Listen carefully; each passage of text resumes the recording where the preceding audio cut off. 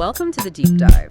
Today we're tackling two of the fundamental human drives. We really are.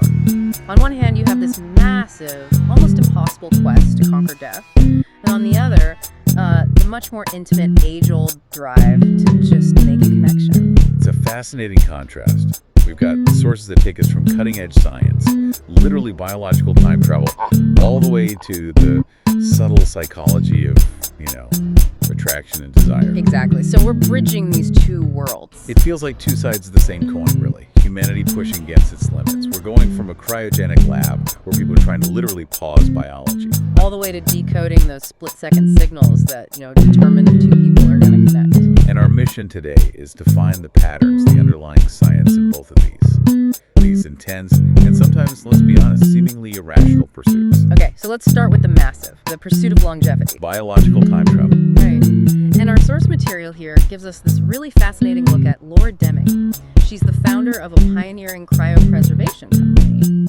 And, this is a person who got serious about mortality when she was just 8 years old. 8? Incredible. Yeah, she was homeschooled in New Zealand. And when she first jumped into this field, it was hugely stigmatized. Researchers basically had to hide that they were interested in it. And you can really see how far the field has come just from that origin story. The ultimate idea they're chasing is, as you said, biological time travel. So what does that actually mean? The concept is actually pretty simple. You take an organism, or even just an organ, you stop its biological clock. Freeze it. Well, you stop it. And then you jump years, maybe centuries, forward to a time when medicine is just vastly superior. And while that long-term vision is, it's the stuff of headlines, the immediate goal is actually much more urgent. But more pragmatic, yeah. It's all about organ preservation. For transplant patients, right now, an organ is only viable for a few hours. It's this painful, unpredictable race against time. And if they can crack this, if they can get reversible cryopreservation to work, it just changes transplant medicine overnight. That whole race against the clock, it just disappears. So how do they do it? What's the main obstacle? It really boils down to one huge technical challenge. Yeah. You have to stop ice from forming. Because ice expands and destroys the cells. Exactly. When water freezes, it forms these sharp crystalline structures that just physically shred the tissue. That's what kills everything. So what's the solution? The solution is something called vitrification. It's about creating a glass-like state. A glass-like state. Right. So the molecules, they stop moving, they get cold, but they freeze in a total disordered way, like a snapshot. There's no crystalline lattice to do any damage. It's freezing, but without the ice crystals. And here's what I found so compelling. The intellectual advantage they have in this field, it's the physics. Oh, absolutely. Unlike, say, trying to solve Alzheimer's, where the cause and the symptoms are decades apart. Cryopreservation deals with one clear physical thing you can measure. Temperature. Exactly, temperature. And when you're dealing with physics, you can model it. You can write equations, you know your input, you can calculate your expected output, you can just iterate on chilling and warming curves with total clarity. You can't just plug an Alzheimer's parameter into an equation and solve for X. You can, but you can with temperature. And that makes the problem, tractable, even if it's still tremendously difficult to actually execute. And what's so fascinating is that despite that mathematical clarity, the field faces so much resistance. Just sociologically. Oh yeah, for decades, longevity research was treated as almost heretical. Heretical, why? It was viewed with this intense skepticism, like a moral judgment. The sources suggest that, for most of us, accepting our own mortality is a kind of necessary psychological defense. So to question it is what? A sign of weakness, pretty much. It makes you look grasping or weak in the face of what society has decided is inevitable. It was just socially safer to surrender to the biological clock. And yet you have someone like Laura Deming, whose whole philosophy is built on chasing these huge ideas. She describes finding a great idea as being similar to falling in love. I love that quote. Me too. That ideas are these beautiful things asking to be seen. She also says the deeply weird parts of you are your alpha. Meaning your unique perspective, the thing that makes you different, is actually your biggest advantage.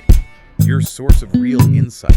It's such a powerful idea for anyone listening who's trying to do something ambitious. It is, but it also highlights this fundamental paradox you see with deep tech founders, especially in a field like this. Which is? You have to be a true believer. You need 100% conviction that this impossible thing can be done, or you'll never survive the setbacks. But at the same time, You have to be ruthlessly pragmatic. No. You need to get the data, adjust when you fail, and just operate effectively in the real world of science and finance. That balance, total faith plus total empirical discipline, it's incredibly rare. and the second this technology does become possible, a whole new set of challenges pop up. Emotional ones. Huge unsolved social questions. Yeah. How do the loved ones who are still living their normal lives process a family member just choosing to enter stasis? It's a trade-off. A future possibility in exchange for a very present, very profound absence. Science can't solve that emotional equation, and that's actually a really good bridge to our next topic. How so? Because whether you're dealing with the subtle physics of temperature or the subtle language of attraction, success comes down to reading signals that challenge your assumptions. Yeah. Signals most people just miss. Exactly. So we've talked about this ultimate challenge to our biology. Now let's pivot to the ultimate driver of our behavior, connection. And the science here is just as nuanced, but the signals are behavioral, not physical. The nonverbal world tells the most honest story. It really does, especially with initial attraction. The sources we looked at, they all start with the eyes. They call them the most honest storytellers of desire. And they're talking about the lingering gaze. Yes. That look that just holds for a fraction of a second longer than is socially normal. That tiny delay is a piece of data. It signals real curiosity. And that slight shift in energy, it's so critical. Then you have the unconscious things like mirroring. Right, she might start to copy your speech rhythm or shift her posture when you do. You cross your legs, a moment later she crosses hers. It's a deep subconscious sign of attunement. Physical agreement. She's tracking you. Yeah. And you can't ignore the nervous signals. These are things people can't control. Like what? The physical signs of an adrenaline spike from attraction. Okay. So blushing, fidgeting, or that slightly sharp, out of place, nervous laughter. This attention release valve. Exactly. If she stumbles over her words or laughs at something that isn't that funny, her body is telling you the truth about her emotional state. You are affecting her physically. And that's often a much clearer signal than anything she might actually say. And here's the critical takeaway from all this. These signals are invitations. They are moments of openness. And the tragedy is how often they're missed. Exactly. When that small, quiet invitation is unseen, she closes up. And the potential for connection is it's lost before it even really began. Okay, so moving from that initial attraction to the deeper dynamics of intimacy, the sources point to the underlying neurochemistry of bonding and how it creates these huge chances for misunderstanding. That's right, because the main bonding agent, oxytocin, it just works differently in men and women. How so? For women, oxytocin triggers this deep emotional attachment. It's released heavily during arousal and climax, which links physical pleasure directly to emotional safety. That's why foreplay and emotional connection are so critical for her. Okay, but for men it's different. For men, climax is this massive dopamine rush. The reward system just lights up. Oxytocin is released, but its primary job is more physical pushing out fluids. It doesn't create that same profound emotional bond that it does for women. The reward is mainly physical satisfaction. Right, so if men aren't getting that deep emotional bond from the oxytocin, how do they bond? The answer is often through active physical engagement. Which brings us to the drunk octopus technique. Yeah, very vivid term. We need some context on that one. Okay, so it describes a scenario where a partner is just passive. Maybe they're anxious, or they think they shouldn't interrupt the process, so they just lie there unengaged. But that's counterproductive. Totally counterproductive. That passivity can actually kill the man's oxytocin production and block his ability to bond. For him, the bonding neurochemicals are often released through active mutual participation, gripping his hair, embracing fiercely, actively touching him back. So that mutual engagement is the key. It's not just about the reward chemicals, it's about the bonding ones too. Exactly. Which brings us to another huge dynamic: power and composure. This all seems to center on a fundamental need for safety. It does. Our sources say women will often test a man's composure. Maybe she'll disagree with him suddenly, or withdraw affection, or just take a while to reply to a text. And this isn't to push him away. No, it's a security check. Is his calm real? Is he fundamentally safe?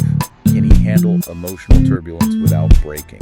So the response is everything. And there's a real difference between true indifference or maybe self-respect and just being cold. A huge difference. Yeah. Coldness is an attack. or an emotional withdrawal. Self-respect is about maintaining your own stillness. Your own internal peace. Yes. The one who can maintain that emotional stillness, he signals that her behavior doesn't control his emotional state. If he just pauses, stays unruffled, her fear dissolves. He earns this incredibly deep trust because he's proven he's an anchor. And this kind of emotional liberation, it seems to get stronger with age. Our sources point to this massive shift in women after 40. Oh, it's a huge shift. They stop people-pleasing. Right. They talk about it like dumping the backpack of rocks, all that accumulated pressure from society. And this leads to what? Often a much more focused and intense sexuality. They're clearer about what they want, they discard anxiety about how they look, and they just reject polite sex. Polite sex, the sort of obligatory, inauthentic engagement. Exactly. And speaking of rejecting norms, we have to talk about the ultimate performance standard. Physical readiness. Right. Our sources explore intimacy in situations like sex without an erection, and what that reveals. And what does it reveal? It reveals how much unnecessary weight our culture places on this one single symbolic indicator of masculinity. When you take that kind of physical performance out of the equation, the focus shifts. It shifts to what? It shifts entirely to presence, to shared attention. Intimacy becomes about genuine connection and vulnerability, not about the body's perfect response. So to wrap this up, let's talk about emotional clarity for both partners. Yes. Sources stress that for men, achieving that calmness, that emotional control, has to happen before he tries for a verbal connection. And for women? For women, whose emotional logic can often define their reality, the key is giving clear direction. It helps both partners. To prevent that confusion? Vital. So she needs to be able to say, right now I need comfort and empathy, versus I need you to help me find a solution to this problem. Because if she's asking for comfort and he's offering solutions, The friction isn't from bad intentions, it's because they're operating on two completely different emotional planes. so what does this all mean for you listening? We've gone from the ultimate biological ambition, literally pausing time in a cryopod, to the ultimate relational one. Which is achieving that deep, authentic, present connection with another person. And in both cases, the path seems to be the same. It really does. It requires moving beyond conventional assumptions. It means dealing head-on with what feels strange or difficult or, as we said, even heretical. You have to learn to read the subtle signals everyone else is conditioned to ignore. And that's really the value here, isn't it? Following that unconventional thought, whether it's researching longevity when people tell you it's wrong, or reading a flicker in someone's eyes when society says attraction is all about what you say. Yeah, the revolutionary idea is always called weird right before it's called inevitable. So let's leave our listeners with one final thought. Okay. If the greatest scientific breakthroughs, whether they're about massive biological goals or tiny behavioral signals, if they often start as ideas that society considers too strange or heretical, what deep truth about your health, your career, or your relationships are you currently viewing as absurd simply because it challenges a cherished, comforting belief?